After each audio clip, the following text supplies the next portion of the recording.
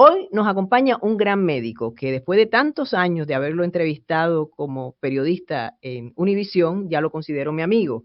Es un neurólogo muy prominente que tiene especializaciones y que nos va a traer muchas herramientas de vida y mucha información muy interesante sobre el sueño, sobre la memoria, sobre la epilepsia, cosas muy, muy importantes de boca de un experto. Bienvenido a En Positivo. Gracias por estar con nosotros, doctor Carlos Ramírez Qué Mejía. gusto, como siempre es un placer. Encantada de tenerlo, doctor. Lo voy a exprimir bastante porque usted es una persona que nos puede aportar mucho conocimiento. Y olvidé decir algo que yo sé que a usted le gusta que lo digan siempre en las presentaciones. El doctor es colombiano, Ah, sí, exactamente. un colombiano orgulloso que le gusta que digan que es de ese bello país. Doctor, el cerebro me parece a mí que debe ser una especialidad muy interesante. Yo quiero empezar por el tema de la memoria, porque como buena periodista usted sabe que hubo una noticia buena, y esto se llama en positivo, recientemente sobre el Alzheimer, y es el hecho de que ahora se va a poder más o menos tener una idea bastante acertada de si una persona está en riesgo de padecer esta enfermedad por la sangre nada más, algo que yo recientemente hice en cuanto al cáncer también, que también ha habido algo similar, unos adelantos en ese aspecto. ¿Por qué esto es tan importante, doctor? Y cuéntenos específicamente qué es lo que arrojó este estudio. Bueno, lo que se dio es que se desarrolló una prueba diagnóstica, es un examen de sangre, como exactamente como cuando le sacan a uno sangre para mirar si tiene anemia o cómo está la tiroides, y se mira una proteína que se llama la proteína tau. La proteína tau es una proteína que ocurre cada que hay un problema degenerativo del cerebro y cuando la persona tiene Alzheimer, los niveles empiezan a subir. Estos niveles suben en el líquido que tiene uno alrededor del cerebro, pero también sube en la sangre. Entonces se puede medir. La mayoría de las personas no tienen niveles de tau o muy bajitos en la sangre y entonces este sería un buen marcador que nos va a indicar que la persona está desarrollando en ese momento Alzheimer. Porque recordemos que el Alzheimer es una enfermedad de largo plazo. Cuando la persona tiene los primeros síntomas de Alzheimer, ya lleva varios años sufriendo la enfermedad, solamente que el cerebro tiene muchísima reserva y cuando comienza a fallar es porque ya se ha muerto un gran porcentaje de las células. Entonces, lo que la meta para nosotros no es solamente hacer un diagnóstico o determinar quién está con factores de riesgo. El factor de nosotros es encontrar una cura o encontrar algo que pueda modificar el curso de la enfermedad. Y todavía no estamos ahí. Hemos tenido unos avances recientes, pero nada que podamos decir que es dramático. Entonces, se nos adelantó un poquito el diagnóstico de la enfermedad de una manera precoz con esta prueba porque antes nosotros teníamos que hacer punciones lumbares, o sea, sacar líquido Sí, del era mucho más cerebro complicado y y costoso. teníamos que hacer un PET scan, que eran sumamente costosos. Ahora va a ser una prueba simple, va a costar por ahí unos $200 y probablemente se va a poner mucho más barata con el tiempo. ¿Por qué Entonces, es importante, doctor? Perdone que lo sí, interrumpa. ¿Por qué es importante que sepamos con tiempo que la enfermedad es una posibilidad real en nuestras vidas? pero en este momento, saber que a uno le va a dar Alzheimer, que tiene un riesgo de Alzheimer, es muy complicado. ¿Por qué? Porque no tenemos nada que pueda modificar el curso de la enfermedad. Entonces es una cosa triste poder decirle a una persona, mire, usted tiene un riesgo muy alto de sufrir esto. Y hay otros marcadores que nosotros usamos que a veces se vuelven positivos en personas que no les da Alzheimer o son negativos en personas con Alzheimer. Entonces el problema ético es el impacto que uno puede tener diciéndole a una persona que va a tener una enfermedad para la que no hay cura. Lo que nosotros hacemos es que aquellas personas que tienen un riesgo de sufrir Alzheimer, ¿y quiénes son esos? Son los que estamos envejeciendo, porque el que no envejece muere joven, entonces la opción no es buena. Entonces, como todos vamos a tener o tenemos este riesgo de Alzheimer solamente por el hecho de envejecer, y si tenemos historia familiar nos aumenta un poco, entonces tenemos que hacer cambios en nuestra vida y prepararnos con las cosas que podemos modificar para que sea menos probable que nos dé, mientras llega el medicamento, que ya están están en este momento en etapa experimental, que si nos encuentra que tenemos un riesgo lo podamos tomar y nos evite que nos dé la enfermedad. Doctor, saliéndonos un poco del Alzheimer, que es un tema duro, porque como usted dice, saberlo y padecerlo, ¿no? O tener un familiar que lo padece es muy duro. Yo lo viví con mi papá y lo viví con mi abuela. Y claro, uno entra también un poco en este pánico de que sabemos que hay un contenido genético, pero hay que vivir con eso y como yo vivo en positivo, bueno, pues yo digo, pasará lo que tenga que pasar. Mientras estoy aquí, estoy bien, vamos a seguir haciendo en positivo para ayudar a la gente. Pero quería comentarle, yo leí por ahí que el cerebro trabaja, porque es que de verdad es fascinante este tema del cerebro, 24/7, que no descansa ni siquiera cuando uno está durmiendo. ¿Eso es correcto, doctor? Sí, es como el corazón que tampoco descansa. El cerebro está siempre, siempre activo. Y precisamente por eso es que tenemos que entender muy bien lo que está pasando en nuestra cabeza, porque antiguamente el sueño lo llamaban el hermano de la muerte, porque los antiguos, los griegos y todo, y hasta hace muy poco tiempo, la gente pensaba que durante el sueño nuestro cerebro entraba como en un estado de hibernación, en el que tenía muy poca actividad. Ahora nos hemos dado cuenta que el cerebro es tan activo durante la noche como es durante el día. ¿Y qué es lo que está sucediendo? Cuando nosotros estamos durmiendo, el cerebro coge toda la información que cogió durante el día, la comienza a tabular, decide qué guarda y decide qué no guarda. Las células de reparación que uno tiene comienzan a reparar todo el sistema. Empiezan a quitar basura, empiezan a quitar proteínas que uno produjo, van a mejorar la calidad de las células. El cerebro comienza a hacer conexiones y ahí es donde, por ejemplo, nosotros soñamos. Cuando uno está soñando, lo que está haciendo el cerebro es cogiendo imágenes que ocurrieron durante el día que no tenían como mucho sentido y las pone dentro de una historia para poder guardarlas o desecharlas. ¿Por eso es que la gente Eh, sueña? ¿O porque, por sí, eso es que el soñamos? sueño es parte de ese proceso, el proceso de coger información, tratar de darle algún sentido y poderla guardar porque es información que está como huérfana, que está ahí dando vueltas. Entonces el cerebro tiene que catalogar y tiene que procesar todo lo del día. ¿Qué sucede? Si usted no duerme porque decidió que solo va a dormir la mitad del tiempo que necesita, 3 horas, 4 horas, por cuestiones laborales, porque se cree un héroe, porque no duerme, ¿O no le da es importancia? exacto. Y digo que como esta sociedad trata de hacer de quienes no duermen y de quienes trabajan 2 trabajos o 3 trabajos héroes, entonces usted lo que va a hacer es que no duerme, no duerme bien, o si está durmiendo las 8 horas, pero tiene una enfermedad como decir apnea del sueño, en el que ese sueño no es reparador, el sistema que nosotros tenemos de limpieza y de protección del cerebro se afecta. Entonces pueden pasar dos cosas. Las proteínas y los químicos que el cuerpo debe estar limpiando durante la noche para que el cerebro funcione bien, se van a empezar a aumentar de tamaño, comienzan a aumentar en cantidad, comienzan a alterar la comunicación entre las células. ¿Y sabe qué pasa? Es como el gatillo, el detonante de un aumento de emergencia de actividad reparadora del cerebro. Y esas células que se activaron por estado de emergencia no solamente van a ir de una manera muy agresiva a quitar las proteínas que se acumularon, sino que comienza a dañar células. Entonces comienza a dañar algunas de las neuronas y de los sistemas que nosotros tenemos para que las neuronas se comuniquen. Entonces es una cosa sumamente seria. Por eso es que el cerebro tenemos que cuidarlo cuando, de día y de noche. Otra cosa que una persona, una cosa que usted puede ayudarle a entender cómo trabaja el cerebro, y es que a las personas que tienen mucha experiencia, las personas que son, digamos, sabias, saben que toda decisión se debe posponer hasta el día siguiente, porque durante la noche el cerebro va a agarrar toda esa información y la va a procesar con todo lo que nosotros tenemos en el cerebro y con diferentes áreas de asociación y le va a dar ideas. Por eso es que muchas veces la gente dice, se lo va a consultar a la almohada. Y eso es lo más inteligente que usted puede hacer, porque cuántas Porque es veces real. nosotros nos hemos acostado de noche a dormir y al día siguiente tenemos la respuesta para un problema, hemos encontrado una solución. Entonces, eso también funciona mal en el sentido de si usted no está durmiendo bien, porque si usted no duerme bien o tiene un sueño de mala calidad, pues va a empezar a rumiar con todos los problemas del día. Pero en realidad el cerebro nos ayuda a procesar. Por eso es que cuando una persona va a tomar un examen o va a tener una entrevista o va a necesitar algo en lo que tiene que estar 100% cognitivamente intacta y estar en las mejores condiciones, tiene que dormir muy bien la noche anterior. Y ahí entonces Por, está la relación del sueño con incluso el Alzheimer o la demencia, que de hecho quisiera hacer una pausa en esto que nos está diciendo tan importante para explicar la diferencia, si es que hay alguna, entre demencia y Alzheimer. La gente tiende a confundirlo. cierto.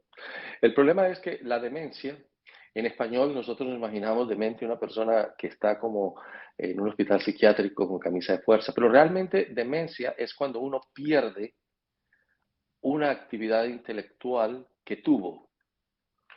Entonces, una persona tiene retardo mental, no tiene demencia porque no desarrolló ciertas habilidades. Entonces, usted es una persona completamente normal y comienza a perder algunas de las funciones intelectuales. Entonces, ¿qué pasa? Comienza a hacer un procesamiento menos complejo de información, pero eso es muy difícil de evaluar en el día a día. Lo que nos hace más evidente en una conversación con alguien es la memoria.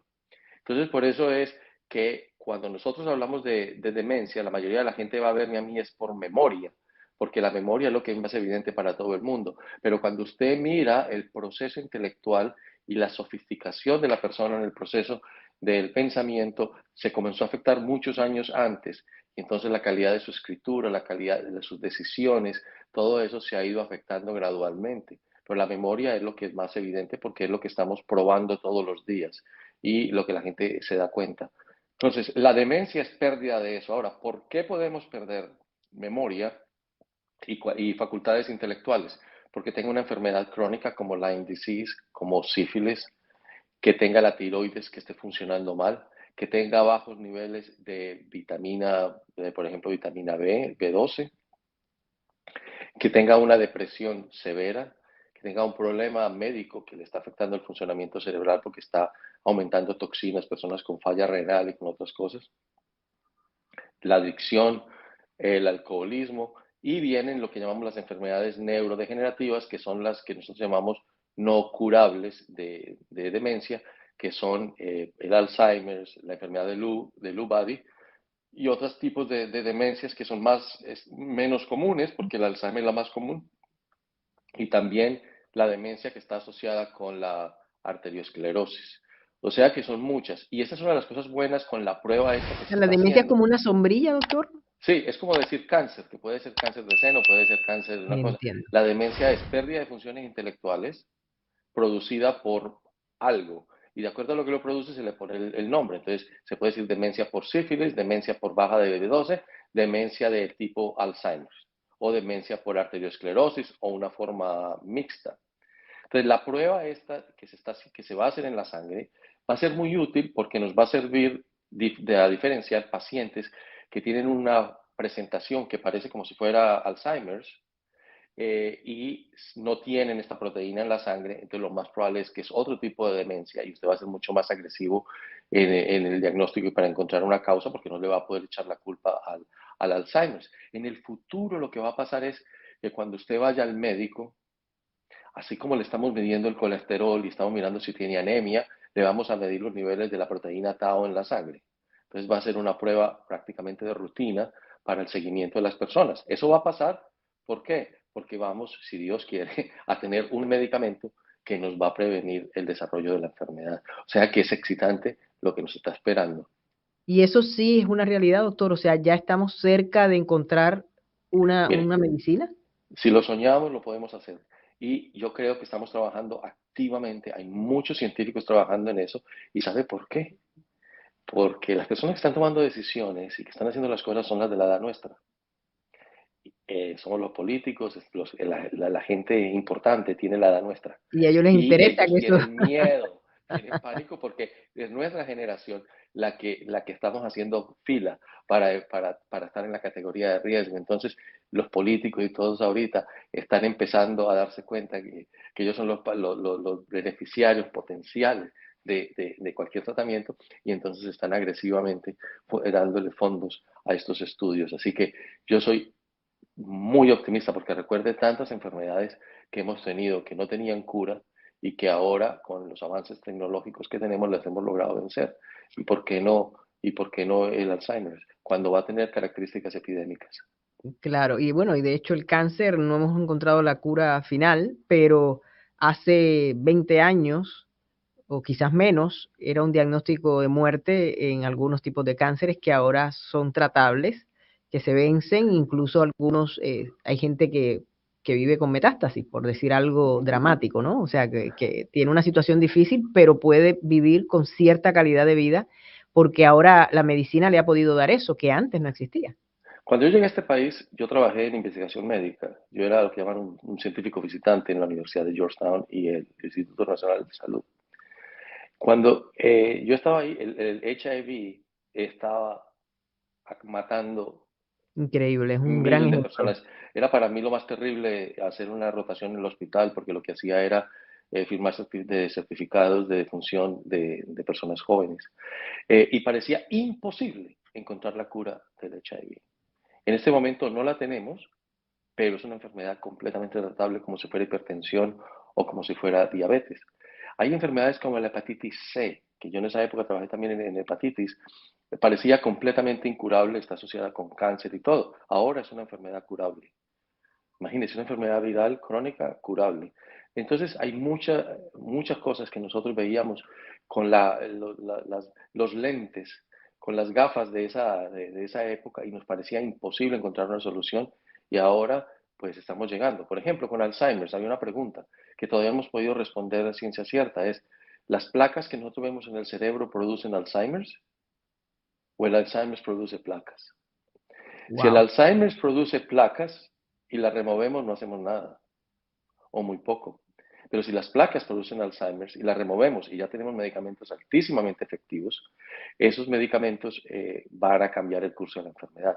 Por eso es que es tan importante detectar a esas personas en estas etapas, y por lo estamos haciendo a nivel de tipo de investigación, detectar a estas O sea personas que de sí alto riesgo, es práctico que esto no, que, por ejemplo, acaban de descubrir. porque no tiene, personas que no tienen síntomas, que tienen riesgo de sufrir Alzheimer, porque tienen riesgo familiar, y tienen algunas de las proteínas y los marcadores que nosotros sabemos que son comunes en las personas con Alzheimer y se les va a empezar a dar medicamentos que van a prevenir la formación de placas o que las van a remover si las tienen y vamos a ver qué pasa. Así que tenemos que cruzar nuestros dedos y confiar en nuestros científicos a ver con qué van a salir antes de que a nosotros nos dé algo por eso, porque recuerde, el riesgo más grande es la edad. Claro que sí. Doctor, volvamos al sueño, porque aparte de que nos puede ser un elemento, ¿no? Que nos va a aumentar la posibilidad de padecer de problemas de memoria, Alzheimer, demencia, etcétera, también está la realidad de que afecta otro montón de aspectos en nuestras vidas. Entonces, yo lo que quisiera es que usted nos hiciera el favor de darnos recomendaciones prácticas. Si una persona quiere mejorar, ya partiendo de la premisa de que entienda que es importante dormir bien, ¿cuáles serían las recomendaciones para mejorar esa calidad de sueño, doctor? Sí, lo primero hay que entender que las enfermedades de sueño, como la apnea y todo, están asociadas con una mortalidad muy alta. La gente se muere por arritmias cardíacas, muerte súbita, que es inexplicada, derrames cerebrales, sube el azúcar, sube la presión arterial, produce daño de los pulmones y produce daño de todos los órganos en general. Y la gente también se muere por accidentes y se muere por otras cosas asociadas con la falta de sueño. Entonces, ¿qué es lo mejor para poder dormir? Lo primero que hay que entender es que la mayoría de los problemas de sueños que nosotros tenemos son adquiridos por la manera como vivimos. Piense usted una cosa, ¿cuándo ha visto usted un perro? Y yo tengo mascota. ¿Cuándo ha visto usted un ave?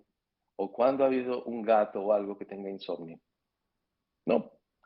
Los animales todos, usted va a un zoológico, todos se acuestan a la hora que es, todo el mundo, todos los perros duermen, todo el mundo duerme. ¿Por No, qué? y son un reloj Por, suizo además, doctor, porque los míos se levantan a las 7 de la mañana sí, hasta los fines de semana, o sea. exacto. Entonces lo que pasa con ellos es esto.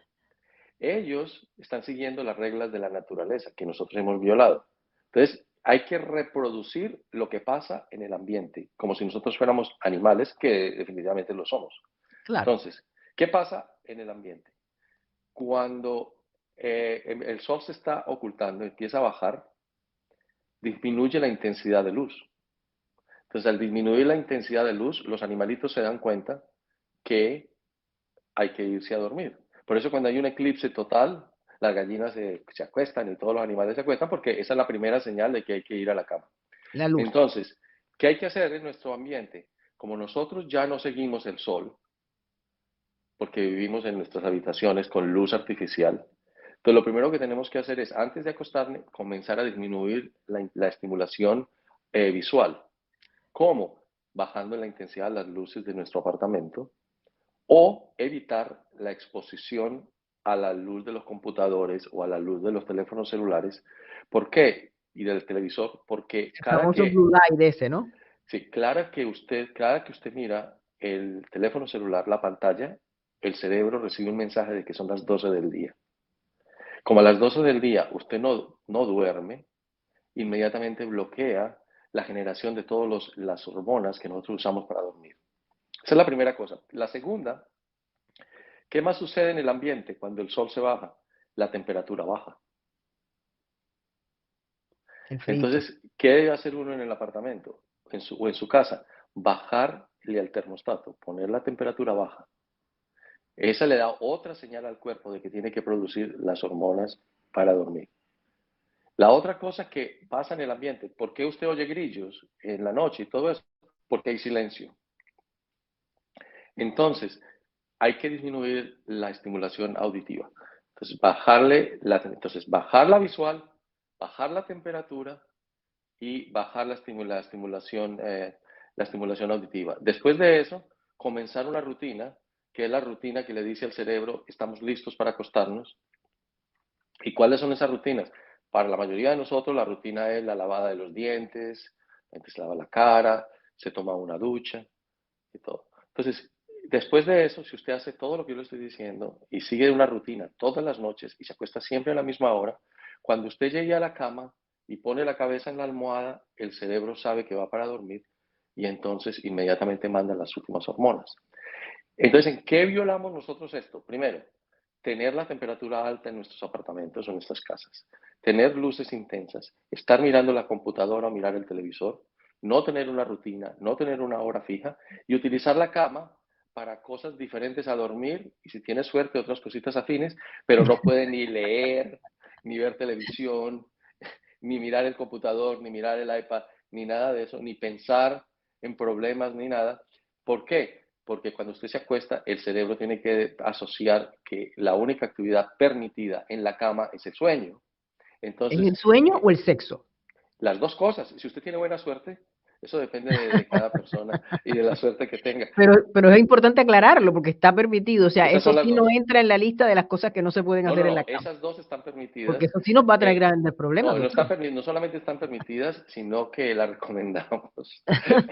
porque, Para que duerma tranquilito y porque, relajado. exacto. Y una cosa muy importante, porque si usted tiene una actividad sexual al acostarse, quiere decir que está bien con su pareja.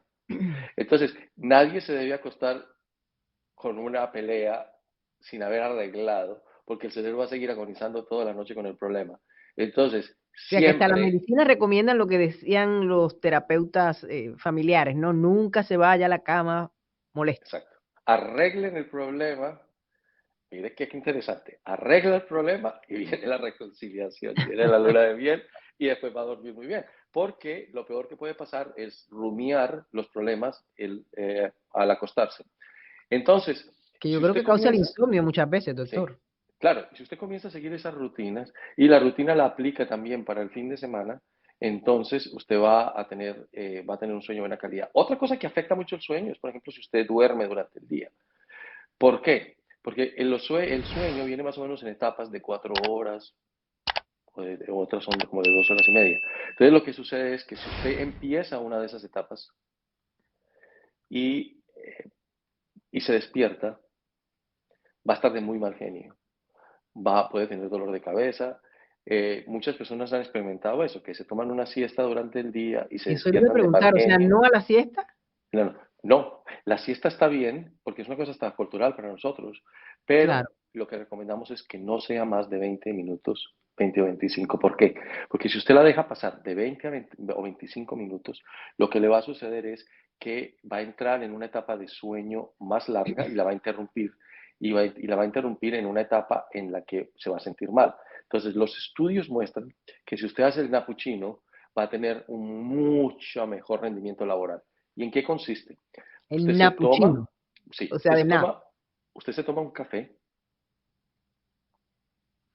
un espresso o se toma su café y ahí mismo se acuesta o se sienta en la oficina en un sitio donde usted pueda dormir. Cierra los ojos y se queda dormido. La cafeína se demora 20 minutos. ¿Tú qué? Entonces usted se toma eso, cierra los ojos, se duerme y cuando a los 20 minutos o 25 minutos que usted ya puso su despertador, se despierta, ya va a tener el efecto de la cafeína. Con eso no va a tener el mal genio ni la sensación de que de que interrumpió algo muy placentero y se va a sentir mal, y se va a poner bravo, le va a dar una migraña, lo que va a sentir es unas ganas de trabajar. Y estas personas aumentan en un 60 y aún más la productividad, 60%. Entonces, en estas Wow. compañías, cuando usted oye hablar de que, ay, que Microsoft y que Google, que toda esta gente, que son tan buenos jefes, que crean paths para que la gente descanse, y que tiene, eso es pura, eso es lo mismo, es el mismo capitalismo cruel. Se sabe que estas personas que toman una siesta, que toman un descanso, que van en la mitad del día a un sitio donde hay árboles, vegetación, ven cosas verdes en la mitad del día, se relajan, aumentan su producción. Entonces La es el mismo productividad es lo que se está fenómeno. buscando. Entonces es el mismo fenómeno de todo, solamente que a usted lo pueden hacer trabajar más con un poquito de azúcar o lo pueden hacer trabajar más dándole con un látigo. Entonces, estas compañías crean un ambiente más placentero porque saben que si la persona descansa en la mitad del día y tiene esta actividad, aumenta su productividad. Súper interesante. Doctor, usted obviamente es médico, un médico muy destacado, y hemos tenido nosotros, después de hacer entrevistas en su oficina, conversaciones, y por eso yo sé que usted es una persona que, entre otras cosas, come saludable. Y yo quiero aprovechar este huequito ahora para recordarle a los que nos están escuchando o viendo que yo les recomiendo la Terraza Organic Restaurant, que es un restaurante que yo voy aquí en Doral, porque desde que me enteré sobre todo de que tienen esa certificación que nos garantiza que la comida es orgánica, porque sabemos que ahora desafortunadamente eso se ha vuelto algo un poco de relajo, ¿no? De que como todo el mundo suena de moda, todo el mundo dice, no, mi comida es orgánica y desafortunadamente a veces no lo es. Pero además, hablando de eso de relajarse y todo eso y del napuchino, ahí hasta un napuchino se puede tomar porque es un sitio tan bonito, tiene un área muy, muy linda al aire libre. Y bueno, yo quiero que usted nos diga, en términos como médico, aparte de que yo sé que usted cuida su salud en ese aspecto también, ¿por qué es que se recomienda la comida orgánica y comer saludable en general, doctor? Bueno, en primer lugar, eh, la comida orgánica es lo ideal, es que es costosa, pero el costo de la enfermedad es muchísimo más grande. Claro, Y nosotros tenemos que tratar de mejorar lo que ponemos en nuestro cuerpo, porque eso es lo que si nos enfermamos nos da las defensas, nos da los mecanismos para mejorarnos, pero al mismo tiempo también pues, nos va a mejorar la calidad de vida y nos va a presentar muchos problemas. Entonces, ¿qué sucede con lo orgánico? Lo orgánico son aquellas cosas en las que se ha minimizado el uso de químicos. Para nosotros producir tanta comida, imagínate, nosotros estamos botando casi el 30% de la comida aquí en nuestro país, que es el 30-40% de nuestra comida que no se usa. Para producir tanta comida y una comida que es generalmente barata, porque realmente el costo de la comida es muy bajo comparado pues con como era antes, lo costoso que era un pollo hace 40 años. Entonces ahora es tan masiva la producción y todo eso, y tan deshumanizada, que entonces usan cantidades tremendas de químicos para optimizar la producción y hacer que sea mucho más eficiente. Entonces, ¿qué sucede? Cada rato uno se da cuenta de los pesticidas que están produciendo enfermedades. Mire, por ejemplo, ahora hay un pesticida, el Roundup, que produce linfoma, digamos. ¿Qué sucede? ¿En quiénes se supo que estaba produciendo linfoma? En quienes lo estaban echándoselo a las plantas. Entonces, increíble. esas personas sí les han hecho estudios y les están haciendo indemnizaciones. Pero ¿qué pasó por los que no lo comimos? No estuvimos expuestos a las cantidades tan grandes que ellos tienen, pero los consumimos y nos va a dar esos efectos a largo plazo. Entonces, si podemos consumir un producto al que no le echaron químicos durante la producción, estamos minimizando el riesgo de exposición. Ahora, hay enfermedades como el, el, ¿Qué es lo que el, significa el orgánico? Para el que no Parkinson, tenga claro el sí, concepto, eso es lo que significa sí. simplemente que es un alimento que no ha sido expuesto a lo que usualmente, como usted dice, por el afán de producir y producir y producir, se someten muchos Porque nos productos. volvimos en una producción completamente inhumana de la comida es producida con tanta crueldad y con tanto desprecio por la dignidad de las personas y nuestro país, precisamente aquí en Estados Unidos, es donde tenemos unas leyes tan laxas. Los europeos son mucho más estrictos en lo que se puede poner Claro, en las plantas. Aquí en los Estados Unidos es un capitalismo brutal donde lo que importa es producir cantidades. Imagina, algunos tomates, por ejemplo, que nosotros estamos consumiendo, tienen ADN de mosca para tratar de increíble. que duren más.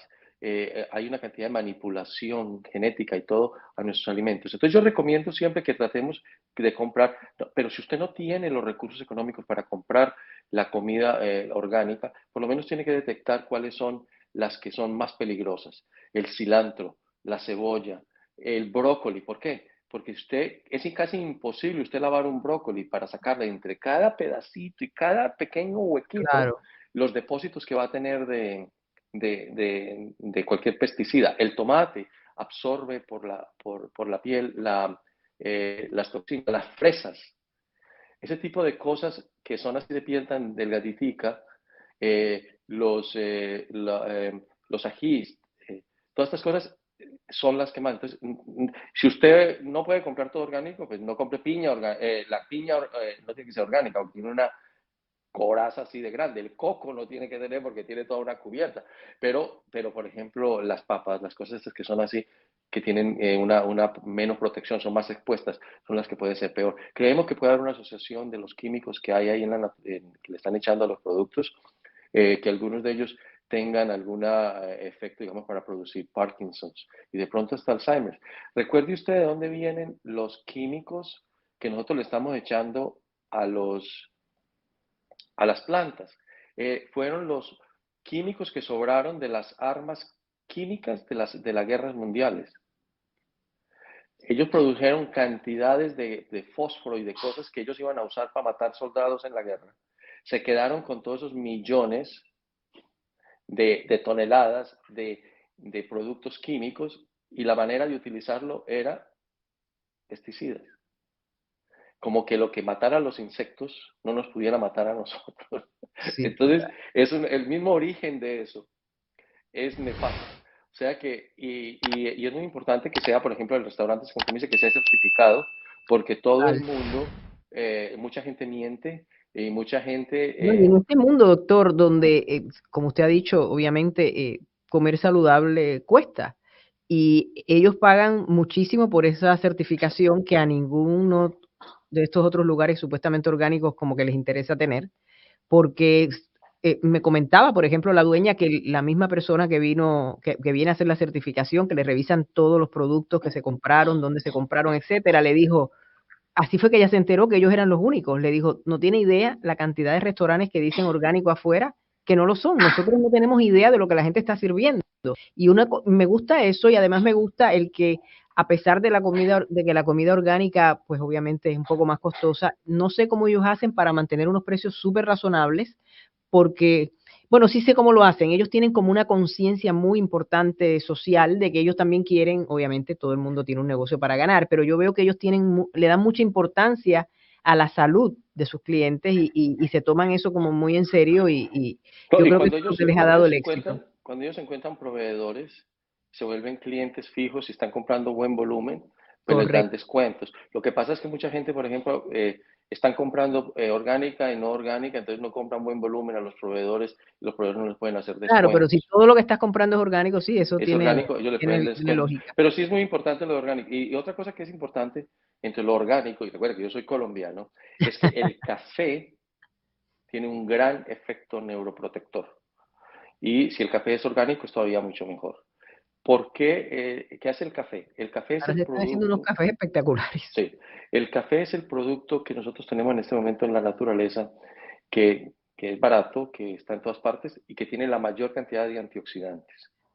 Entonces, hay estudios que muestran que el tomar 3 tazas de café al día, percolado, es mucho mejor que el espresso, el café cubano. Ese que el agüita va pasando, como lo hacía la abuelita, que el agüita pasaba por los granos por los granitos de café.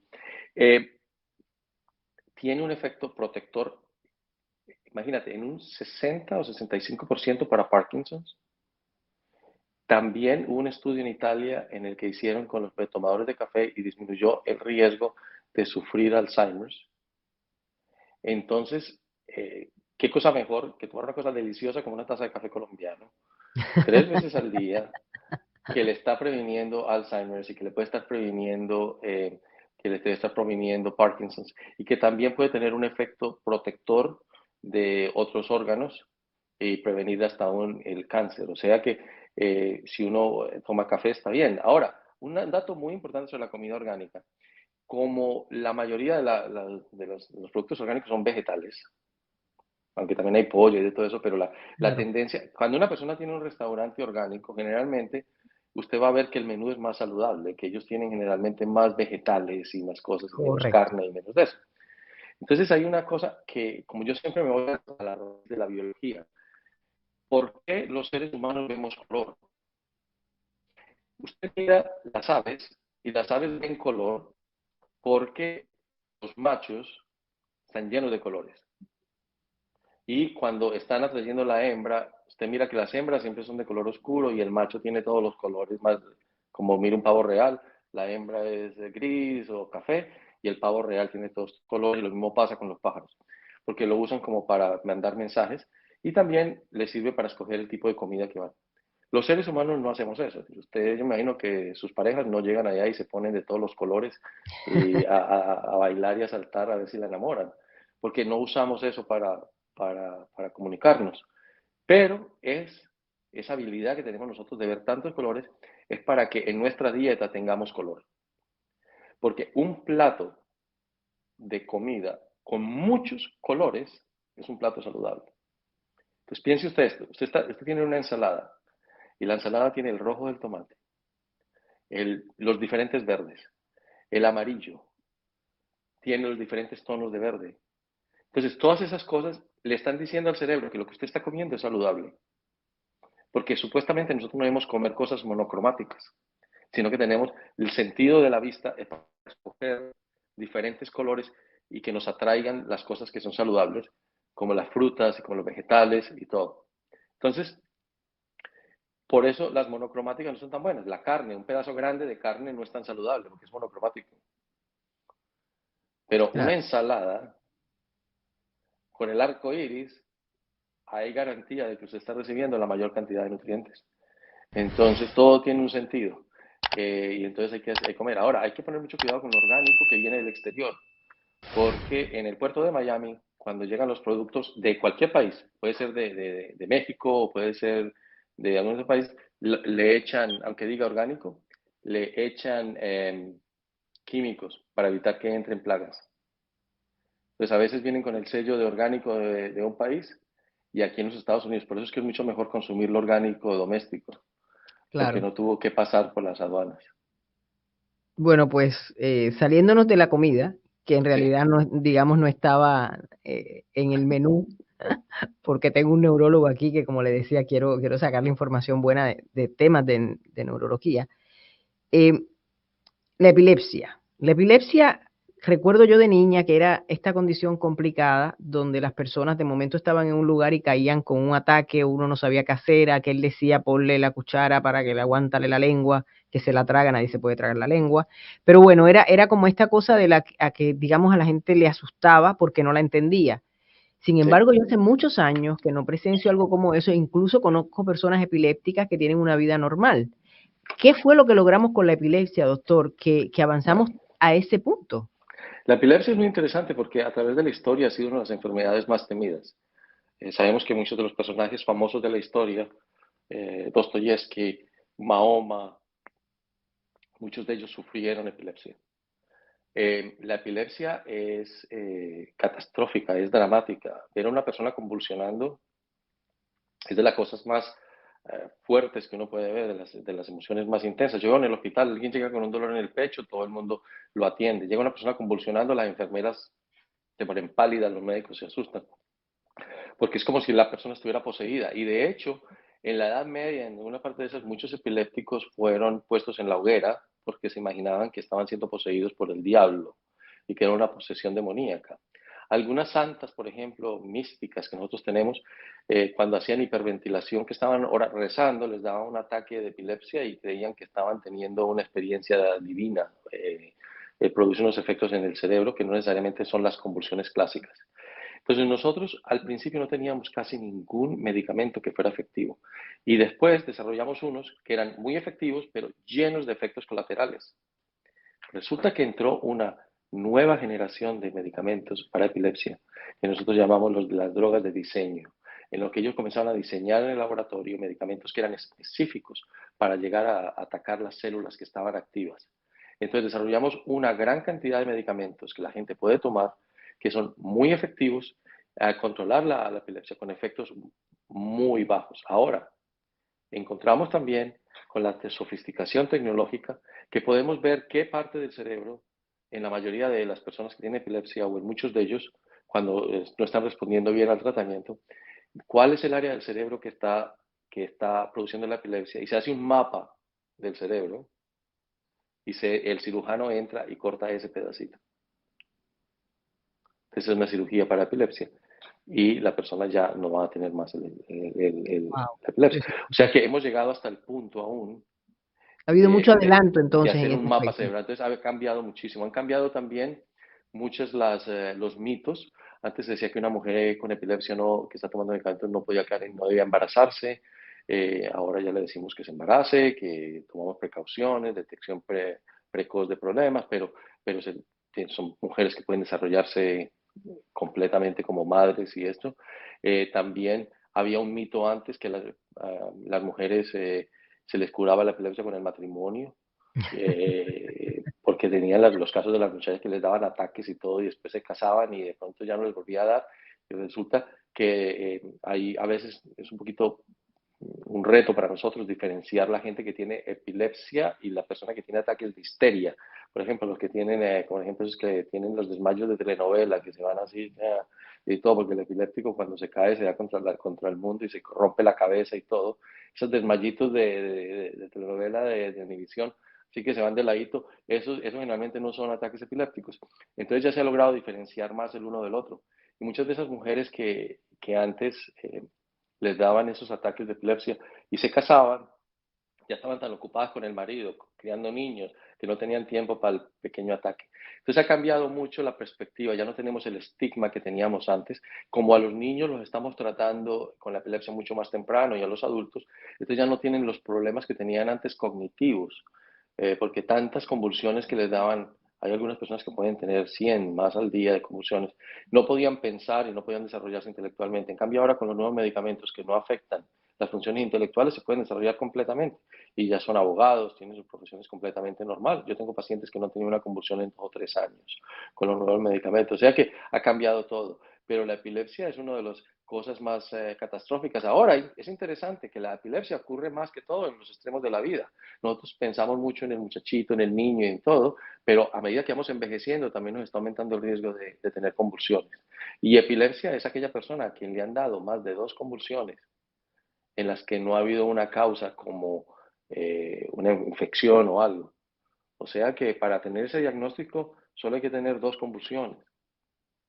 O sea, pero son grandes, maravillosas noticias, ¿no? Para, digamos, el mundo de los Sí, epilépticos, esto ha porque cambiado dramáticamente. por eso le hice la pregunta, porque lo mío es pura observación, obviamente, no soy médico, pero yo decía, caramba, de lo que yo recuerdo de niña a lo que yo veo ahora, tiene que haber habido grandes avances eh, que hayan cambiado no solo la percepción, sino la enfermedad como tal y las consecuencias que le genera a las personas. Entonces eso Claro. es una maravilla, ese tipo de noticias es la que me gusta a mí dar. Bueno, doctor, antes de que se me vaya, primero agradecerle su tiempo, pero esta pregunta se la hago a toda la gente que me visita, me hace el favor de visitarme en el podcast, pero a usted se la voy a combinar un poco. Yo siempre pregunto, ¿qué es para ti vivir en positivo? A usted yo le preguntaría, ¿qué es para usted vivir en positivo? ¿Y qué efecto puede tener eso en nuestra salud? Bueno, para mí vivir en positivo es vivir el presente, porque en el presente no hay miedos del futuro y en el presente no tenemos las cicatrices del pasado y el dolor de lo que pasó. Pues si usted vive en el presente siempre y está respirando, está sintiéndose vivo. Yo recuerdo, y no sé si a usted le habrá pasado, cuando me han dado dolores fuertes, que yo pienso cómo era mi vida cuando no tenía el dolor. Total. Tengo un cólico y un cólico y un cólico y horrible. Yo digo, todos los me está dando un cólico que me afecta un día, pero tuve 364 días sin dolor y yo no valoré que no tenía dolor. Entonces, lo que llaman en inglés el mindfulness o es el vivir en el momento, es lo que usted tiene que pensar en cada momento. Primero, que está respirando, que está vivo y que la mayoría de las veces no tenemos dolor ni tenemos ninguna molestia. Estamos disfrutando el momento y estamos viviendo nuestras actividades y cada cosa que estamos haciendo le estamos dando, estamos pensando y estamos viéndolo como una bendición. Es una cosa que interesante que tiene el judaísmo. En el judaísmo, los judíos tienen una oración para cada cosa que hacen. Ellos, cuando se lavan las manos, tienen una oración para una cosa y otra, y es una manera de recordarles el presente y dar gracias por lo que está pasando en ese momento. Y yo creo que todos tenemos que aprender de eso, vivir el momento y aprender una función que es muy importante, que es la de estar respirando. Los seres humanos estamos casi siempre respirando de una manera muy superficial y eso lo interpreta el cerebro como un estado de estrés. Entonces tenemos que aprender a respirar de una manera profunda. Entonces, si vivimos el momento, no tenemos los miedos de lo que no ha venido, no estamos viviendo por las cicatrices del pasado y aprendemos a respirar profundamente y a darle gracias a Dios por las cosas buenas que tenemos y recordar que tenemos una mascota que nos quiere, que tenemos familiares que nos quieren, pacientes que nos quieren, personas que la mayoría de las personas nos valoran y nos quieren, que no estamos solos.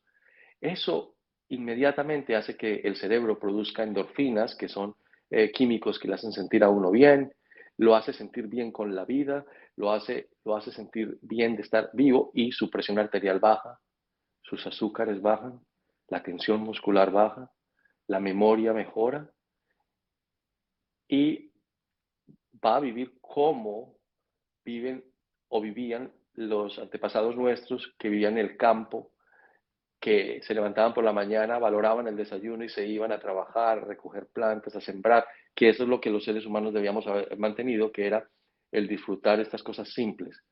Y ahora yo también lo que digo a la gente es, cree una burbuja.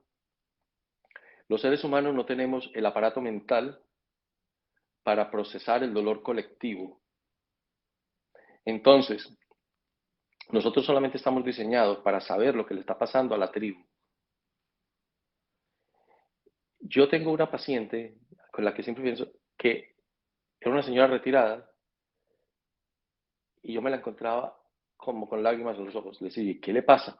No, es que hay una niña en Kentucky que se la robaron de una casa y la policía la estaba buscando y la encontraron muerta.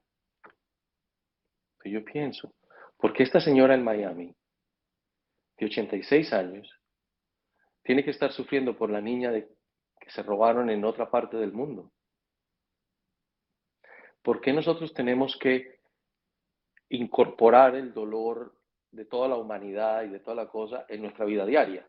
Tenemos que tener empatía, tenemos que saber lo que está pasando en el mundo, pero no caer en la trampa de sufrir todos los dolores de la humanidad y cogerlos como nuestros, porque seríamos como el carro de la basura, que pasa por todas partes y está recogiendo la basura de los demás. Entonces, yo digo a la gente, viva el momento, cree su pequeña burbuja, sepa lo que está pasando, pero no se tome todo a pecho, porque la humanidad siempre ha tenido guerras, en la humanidad siempre han matado, en la humanidad siempre ha habido accidentes, siempre ha habido catástrofes naturales y todo, y la gente antiguamente no se enteraba de nada de eso. Ahora con la información estamos viviendo eso y la angustia. 4 días que lleva una niña perdida y que no la encuentran y tal cosa, y que de pronto apareció. Es una cantidad de cosas que realmente nosotros tenemos una curiosidad, el ser humano es curioso por naturaleza, pero yo les digo, viva el momento, viva en su burbuja, disfrute las bendiciones que usted tiene, sea solidario, pero no, y empatético, pero no vaya a ponerse los problemas del mundo en los hombros, porque ¿sabe qué le va a pasar? Son demasiado pesados, lo van a, lo van a destruir y usted no va a poder hacer absolutamente nada, sufriendo innecesariamente. Entonces hay que vivir en positivo porque igual nos ayuda incluso, usted dio ahí un montón de razones médicas por lo que vivir en positivo nos ayuda, Sí, ¿no? claro que sí. El objetivo que nosotros estamos en este mundo con un solo objetivo, y es el ser feliz. Pero nosotros estamos tratando todos los días de no ser felices. Pensamos primero que la riqueza es la fuente de la felicidad, estamos pensando, y no nos damos cuenta que la fuente de la felicidad es la salud, La fuente de la felicidad son las relaciones interpersonales. Entonces, ¿qué hacemos? Sacrificamos por nuestras profesiones y por esas cosas, sacrificamos la salud, por el estrés, por la restricción en el sueño, por todas esas cosas. No dedicamos tiempo a las personas cercanas a nosotros, las personas que son importantes, a nuestras mascotas, a las personas que nosotros que debemos querer. Entonces estamos sacrificando las fuentes de placer, las fuentes de felicidad que nosotros tenemos por un éxito que generalmente termina en la tumba y con una Efímero. pequeña nota en un periódico diciendo que esta persona ilustre se murió y ya. Bueno, pero yo tengo que acabar este podcast como es el podcast, en positivo. Yo creo que es una cuestión de mentalidad personal, global, y que todos tenemos que hacer un esfuerzo casi que sobrehumano en tiempos un poco complicados para estar en esa burbuja de paz, amor, pero sin olvidar al prójimo también, Exacto. repartirle un poco de eso para que al final del día tengamos un mundo mejor. Pero hay que tener empatía, mire, no sufrir por lo que está pasando a miles de kilómetros, pero por ejemplo ir a ayudar a dar comida a gente que está en uno de estos hogares para personas que son indigentes. Ir a un sitio, un hogar de ancianos, para ir a charlar con los ancianos y hacerles compañía a quienes están solos. Ir a la perrera municipal y jugar con uno de los perritos que no han adoptado. Hay un programa, por ejemplo, aquí en Miami en que usted puede ir y por un día le prestan el perrito y usted lo saca, camina con él y después vuelve y lo lleva, si usted no puede tener una mascota en su casa. O sea, esos servicios comunitarios, eso es lo que nosotros nos tiene porque ese es nuestro entorno. Pero nosotros no hacemos nada de eso y sufrimos por una cantidad de cosas. Entonces, hay que ser positivos, hay que vivir el momento. Recuerde, el momento, esa es la clave. Este momento es el que cuenta. Así es, totalmente. Es el único del que tenemos control. No sabemos lo que va a pasar de aquí a 5 minutos y lo que ya pasó hace 5 minutos no hay vuelta de hoja. Así que Sí. de eso se trata. Bueno, doctor, de verdad, 1.000.000 de gracias por habernos acompañado en este episodio de En Positivo. Ahora me despido de mi tribu, porque así le llamo yo a mis seguidores, porque considero que somos eso, como una especie de familia. Así que por aquí voy a ir a despedirme de esa tribu positiva.